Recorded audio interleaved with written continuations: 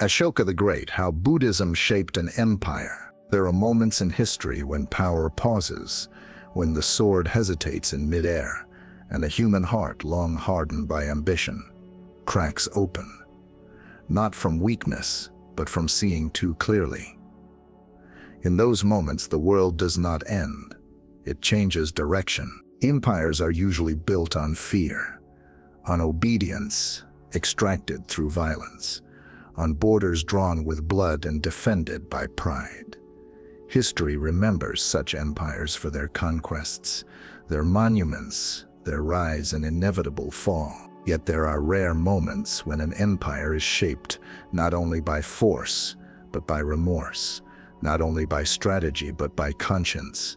One such moment arose in ancient India more than 2,000 years ago, when a man who had conquered nearly everything found himself defeated by something far quieter. Ashoka was born into power. He inherited a world where kings proved themselves through domination, where expansion was the language of legitimacy. As a young ruler, he excelled at this language. He learned how to command armies, how to crush rebellions, how to silence rivals. He learned how to win. But winning, as the Buddha gently reminded the world centuries earlier, does not always lead to peace. There is a kind of suffering that only the powerful can know, the suffering of having everything except rest, of standing at the summit of the world and discovering that the mind still trembles, that the heart still burns, that the nights are still rest. This is the story not only of a king, but of a turning, a story of how the Dhamma, quiet, uncompromising, compassionate, found its way into the machinery of empire, and how an empire, briefly and imperfectly, bent toward wisdom. Sit quietly. Let the noise of the day recede. This is not a tale of triumph. It is a meditation on transformation. Before the turning, power, violence, and the hungry mind, Ashoka did not begin as a saint. This is important to remember. Too often, history smooths its figures into symbols, stripping away the rough edges that make transformation meaningful. But Ashoka's early life was marked by the same forces that drive many ambitious minds today: hunger for recognition, fear of insignificance, and a deep belief that control could quiet inner chaos. Born a Mauryan prince in the 3rd century BCE, Ashoka grew up in a world where violence was not an anomaly, it was governance. The Mauryan Empire was vast, disciplined, and efficient. It demanded loyalty, collected taxes, enforced order. Its rulers were expected to expand, to protect borders through strength, to project authority through fear if necessary. Compassion was a private virtue at best, a political weakness at worst. Ashoka learned these lessons well. Ancient sources describe him as fierce, even ruthless. He was not the first choice for the throne. He rose through determination, strategic brilliance, and a willingness to do what others hesitated to do. In the language of modern life, he was effective. He delivered results. He understood power. And power, when unexamined, carries a subtle intoxication. It whispers that one more victory will bring satisfaction. One more acquisition will bring safety. One more conquered territory will finally still the restless mind. The Buddha had named this force long before Ashoka was born. Craving does not disappear when it is fed. It multiplies. The defining event of Ashoka's early reign was the Kalinga War. Kalinga was a prosperous, independent region on the eastern coast of India. Strategically important, economically valuable, politically defiant. From the logic of empire, its conquest was inevitable. The war was brutal. Historical records speak of over 100,000 killed, many more displaced. Cities burned, families torn apart. The rivers ran heavy with bodies. This was not an abstract victory measured in maps and treaties. It was intimate suffering witnessed at close range. Ashoka won, and then something rare happened. He looked. not through reports or numbers, but through direct seeing. He saw the aftermath, the grief of survivors, the emptiness of villages, the silence that follows mass death. Not peaceful silence, but the stunned quiet of lives erased. In Buddhist thought, suffering is not a concept to be debated. It is a fact to be seen. The Buddha did not ask his followers to believe in suffering. He asked them to look. Ashoka looked, and the mind that had been trained to dominate began to fracture under the weight of what it had created. Victory tasted bitter. The expansion of territory brought contraction of the heart. The authority he had pursued so relentlessly now felt hollow. This is not a supernatural moment. It is deeply human. Many who reach the peaks of ambition experience a similar dissonance. The job attained, the wealth accumulated, the status secured, yet something essential remains, unresolved. The mind keeps spinning. Anxiety deepens. Sleep grows thin. Ashoka's anxiety was not modern, but it was familiar. He had power without peace. At this point, Buddhism had already been present in this subcontinent for generations. Monastics walked forest paths. Teachings were shared quietly, without coercion, without banners. The Dhamma did not seek kings. It waited. When Ashoka encountered Buddhist monks, accounts vary on exactly how the meeting was not dramatic.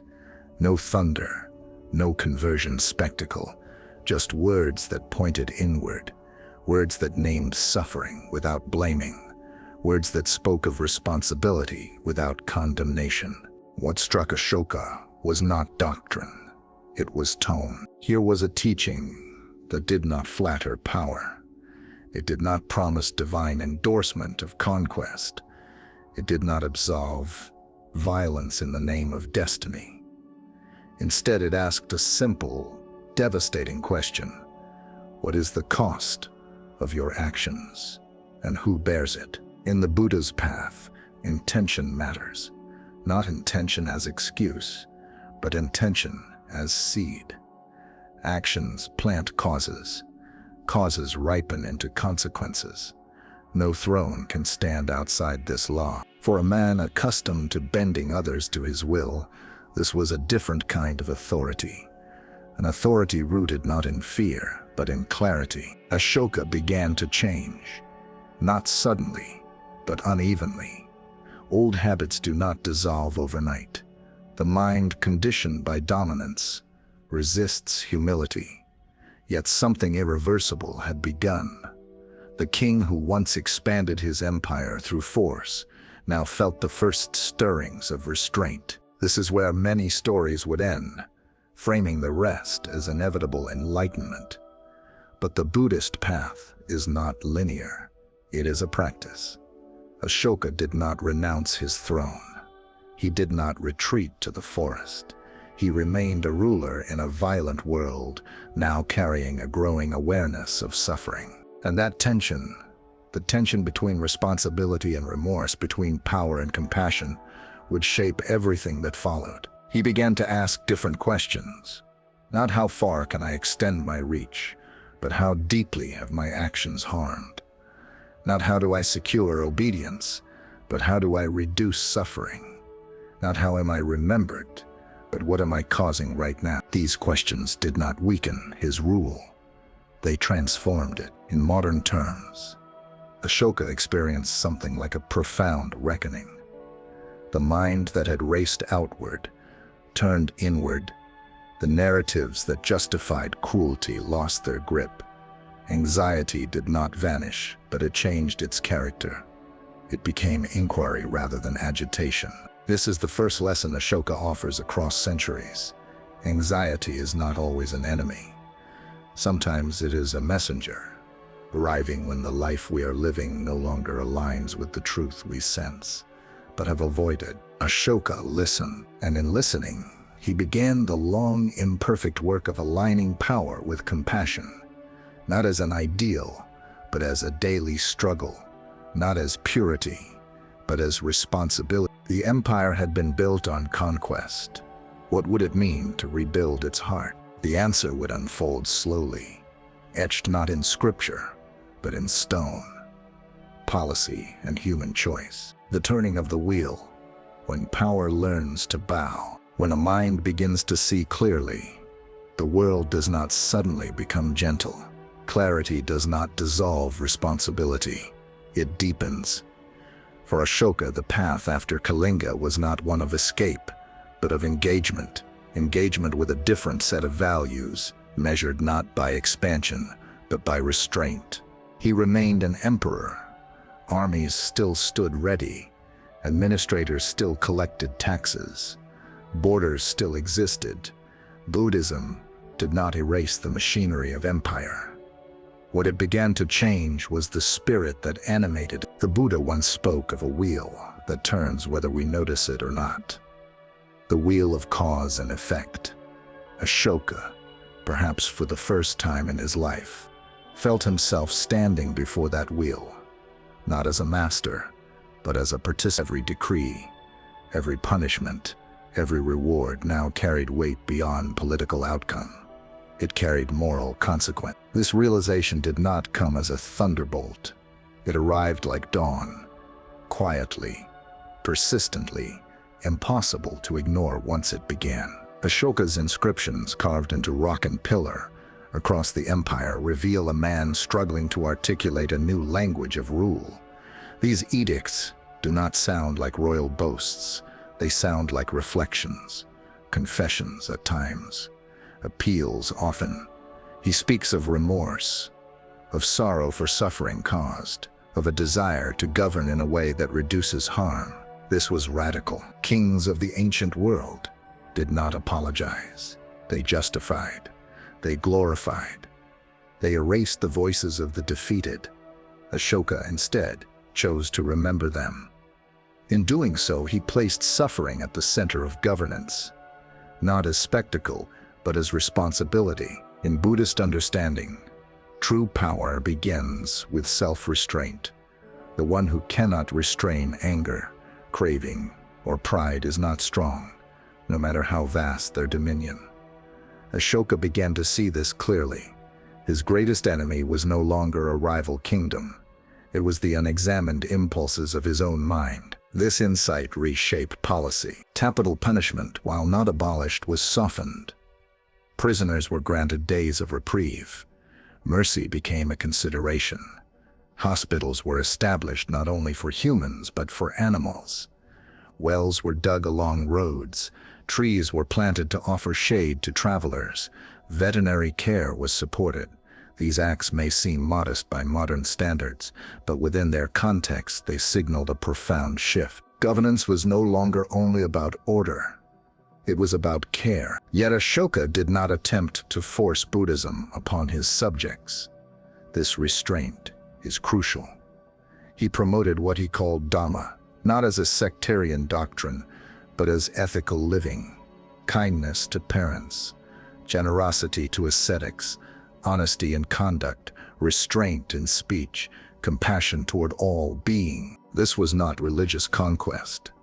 It was moral encouragement in a world accustomed to rulers imposing belief through fear.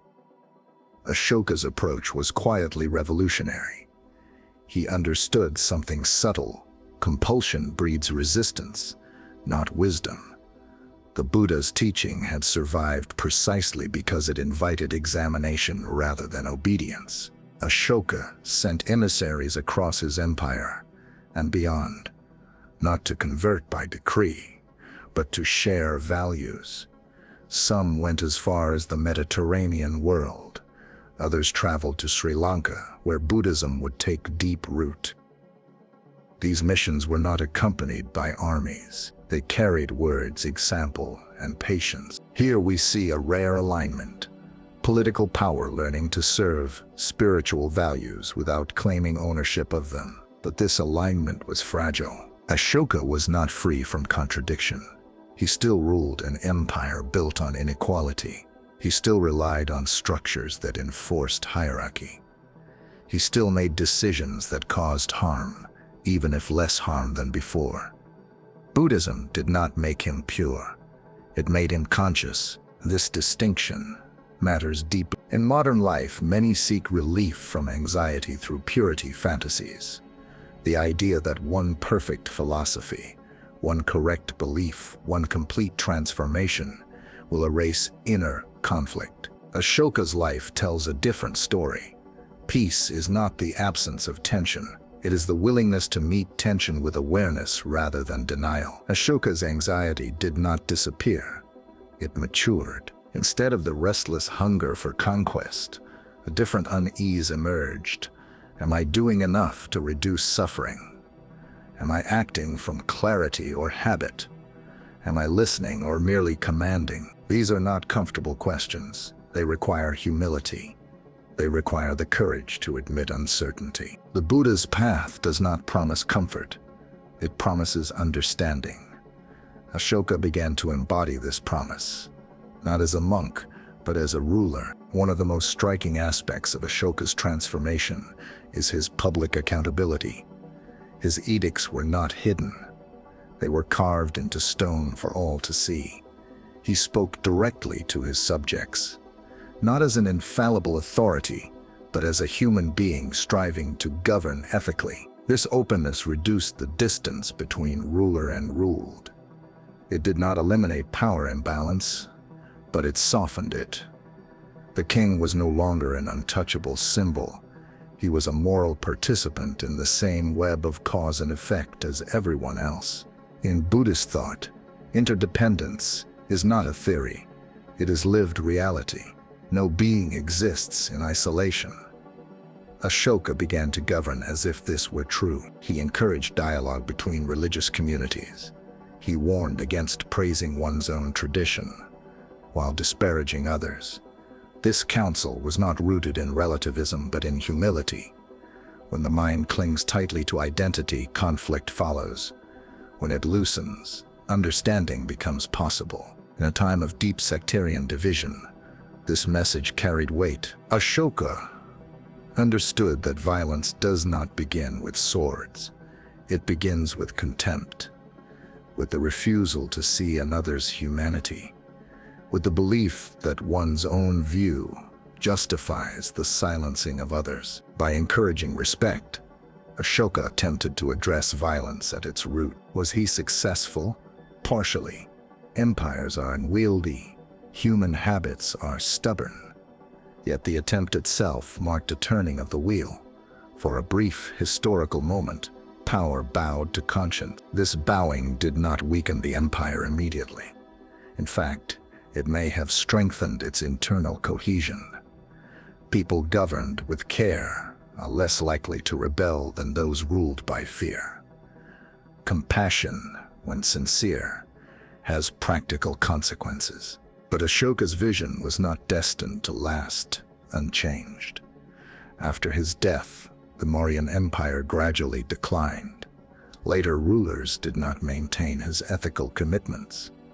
History resumed its familiar rhythms of conquest and collapse. And yet, something endured. The stones remained. The words carved into them whispered across centuries. The memory of a king who chose restraint over expansion, remorse over pride, care over domination, did not vanish. It became a reference point, a reminder that another way had been attempted. For those who live today under constant pressure to achieve, to compete, to dominate, Ashoka's life offers a quiet challenge. What happens when success is redefined? When the measure of a life is not how much it controls, but how much suffering it alleviates. Anxiety often arises from misalignment. The mind senses that the direction we are moving does not lead to peace, yet habit pushes us forward anyway. Ashoka listened to that dissonance. He did not anesthetize it with distraction. He allowed it to teach. This is perhaps his most enduring legacy. Not the hospitals, not the inscriptions, not even the spread of Buddhism, but the demonstration that transformation is possible even at the height of power. If an emperor can pause, reflect, and change course, then so can anyone. The wheel turned. Not perfectly, not permanently, but enough to leave a mark on the world. And that mark invites us to ask, quietly and honestly, where in our own lives might power learn to bow? The long echo, legacy, impermanence, and the quiet work of the heart. Nothing shaped by human hands escapes impermanence. Empires dissolve, languages fade, stone erodes under wind and rain. Even the most sincere transformation cannot freeze time. Ashoka understood this, not as an abstract truth, but as a lived reality unfolding beneath his reign. The Buddha had spoken of impermanence, not to induce despair, but to free the mind from clinging. Ashoka's later years reveal a ruler increasingly aware that no policy, no edict, no monument could guarantee lasting harmony. And yet he continued, not because permanence was assured, but because intention still mattered. This is a subtle wisdom. When Ashoka promoted the Dhamma, he did not imagine he was creating a flawless society. He was planting seeds. Some would take root, others would wither. The outcome was never fully his to control. Modern anxiety often arises from the opposite belief, the belief that we must secure outcomes, manage every variable, guarantee success. Ashoka's life offers a different orientation.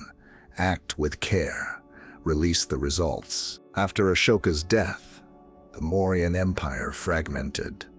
Political cohesion weakened. Later rulers lacked his moral vision or the will to sustain it. Buddhism itself would eventually decline in India, migrating across Asia, adapting to new cultures, new languages, new conditions. From a narrow historical lens, this might appear as failure. But the Dhamma does not measure success as endurance of form. It measures depth of impact. Ashoka's influence cannot be confined to the borders of his empire or the duration of his dynasty. It moved along quieter channels, through stories, practices, and the lived example of ethical power. In Sri Lanka, Buddhism flourished, shaping culture, art, and governance for centuries. In Central and East Asia, it adapted, evolving into diverse traditions. The memory of Ashoka traveled with it, not as an object of worship, but as a symbol of what happens when authority listens. More importantly, Ashoka's legacy survives as a psychological possibility. He stands as evidence that remorse can mature into responsibility, that guilt can transform into care, that anxiety can become inquiry. In Buddhist practice, there is no final self to perfect. There is only ongoing cultivation. Ashoka never completed this work. Neither do we. What makes his story enduring is not that he became enlightened, but that he remained engaged. He did not retreat into private virtue. He applied reflection to action. He allowed insight to shape systems, not just personal habits. This is where his life speaks most powerfully to the modern world. Today, anxiety and overthinking often flourish in systems that reward speed over reflection, growth over balance, dominance over care. Individuals feel pressured to optimize themselves endlessly, more productive, more attractive, more successful, while the deeper question of alignment is postponed. Ashoka's turning invites that question back to the center. What is the purpose of power, whether personal or institutional?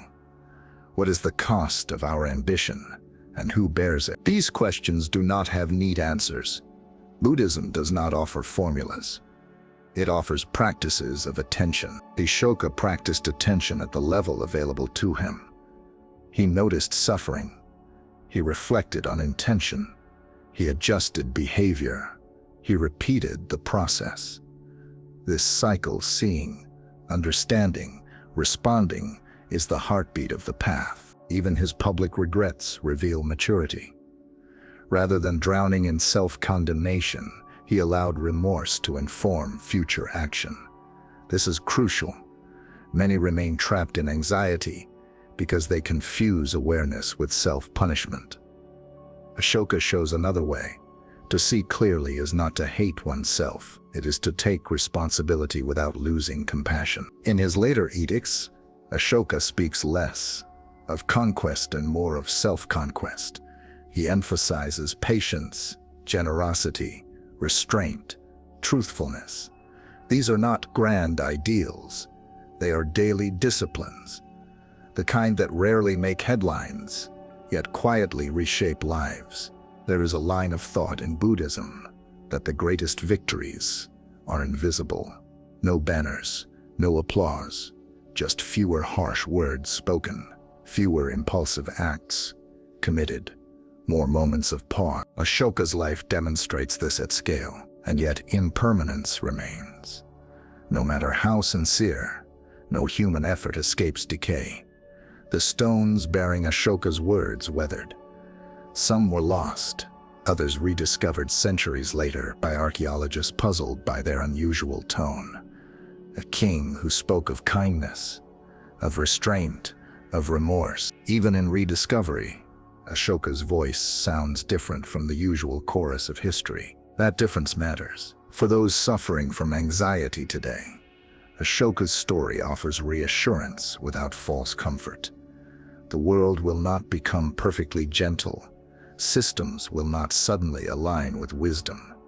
Inner turmoil may persist even after insight arises, but change is possible. Not as erasure of difficulty, but as a shift in relationship to it.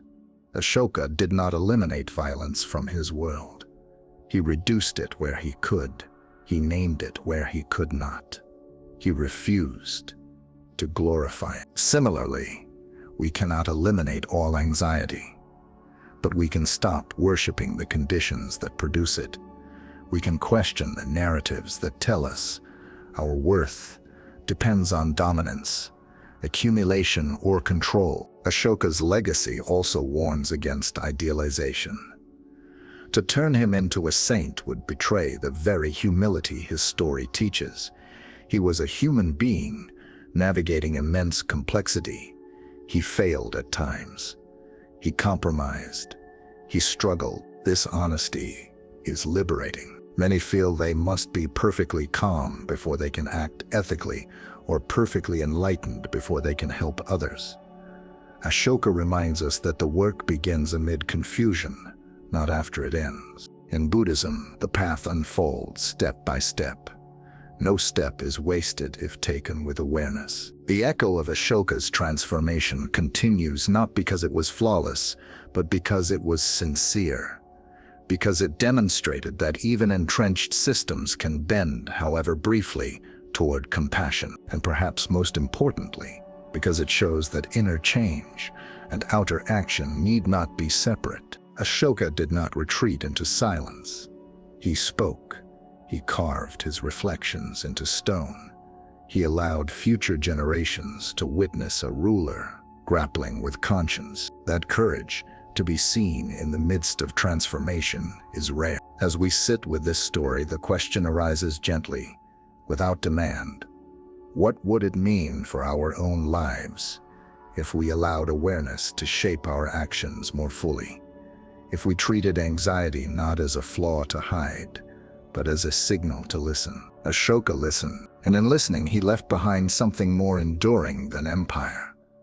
An example of power tempered by wisdom, ambition softened by care, and a restless mind learning, slowly, to rest in responsibility. The fire grows quiet. When the fire is first lit, it crackles loudly. It reaches for everything it can consume. But as the night deepens, the fire settles.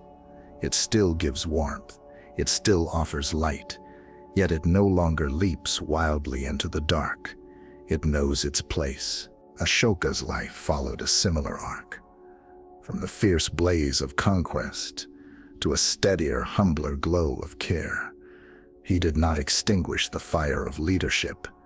He learned to tend it. This is why his story still matters. Anxiety often arises when the fire inside us burns without direction, when desire, fear, and obligation feed it endlessly. We try to smother it with distraction or fuel it further with achievement. Neither brings peace. The Buddha's way, reflected imperfectly but sincerely in Ashoka's life, offers another possibility: to sit beside the fire, to understand it, to let it warm rather than wound. Ashoka did not escape the world to find clarity. He remained within it, carrying both responsibility and remorse. He showed that wisdom does not require withdrawal from life, but a deeper presence within it. That even amid power, pressure, and complexity, the heart can learn restraint, the mind can learn to pause. His empire faded. This was inevitable, but the gesture he made, the turning toward compassion, the willingness to be changed by suffering, continues to ripple outward, not as command, not as doctrine, but as invitation, an invitation to govern our own lives with greater care, to notice where we are driven by habit rather than understanding, to soften where we have hardened, to choose again and again the reduction of suffering, first within, then without. If these reflections have offered you even a moment of stillness, let that stillness be honored. Return to it when the world grows loud. This channel exists to hold space for such moments, to walk together, quietly, along the path of understanding. You are welcome here. If you wish to continue listening, reflecting, and walking this path, gently consider following the channel. The fire is still warm. The night is vast. There is time.